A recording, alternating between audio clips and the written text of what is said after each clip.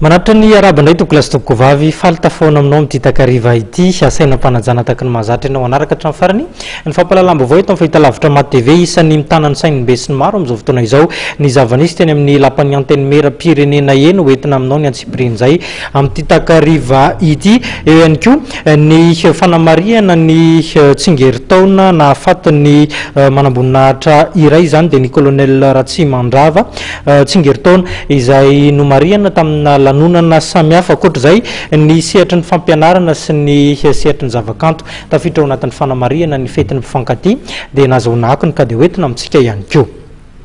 Raha ny voafaritra dia tamin'ity androandroany ity no nanolotra no anoloran'ny Premier ministre lehibe ny gouvernemanta général Jean Ravelonarivo ny politika akabeiny fanjakana teny anivon'ny lapan'ny antenne mera pirenena tonga ny teny atoerana ny tenany saingy tsy tanteraka izany raha ny tazana tamin'ity androandroany ity.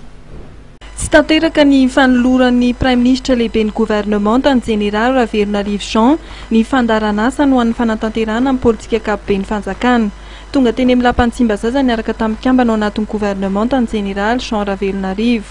Tamin'ny sivora sasany tonga teny amin'ny lapan'ny Tsimbazaza ny Prime Ministre. Saingy noho ny fandaminana nataon'ny solombavam-bahoaka dia naverin-dalana ny lehibe ny gouvernemanta sy ny ministre niara-dia taminy tokony tany amin'ny 1 ora sasany.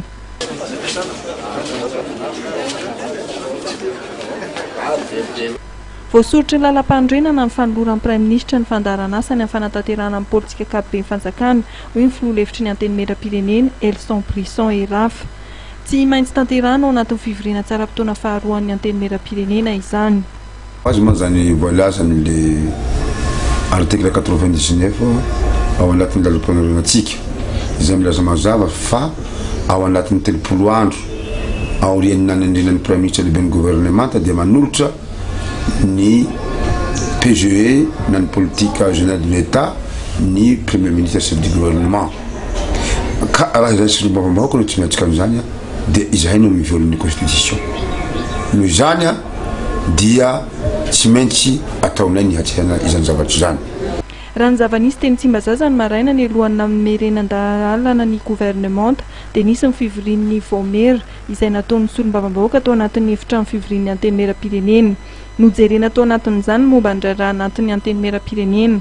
Nangatan'ny solombavam-bahoaka fanazavana tamin'ny filohan'ny antenne mera pirenena ny momba ny fifidianana fiara tsy mataho-dalana. Noresahana ihany koa momba ny pitsopisony amin'ny fomba fandrafetana amin'ny fandaram-potoana tamin'ity fivoriana tsara-potoana faharoa ity. Ny solombavam-bahoaka ny haiko tao anatin'ny fivoriana fa tsy voahaja amin'ny fombafomba ny fandrafetana amin'ny fandaram-potoana. Tsy narahana tamin'ity fitsipika anatin'ny antenne mera pirenena izay milaza fa ao anatin'ny fivoriana azombe sy ny maro hatrehana no andaniana ny fandaram-potoana ary mialoha izany dia mandalo ny fivorian'ny Bromaharitra ary ny fivorian'ny Vaomera.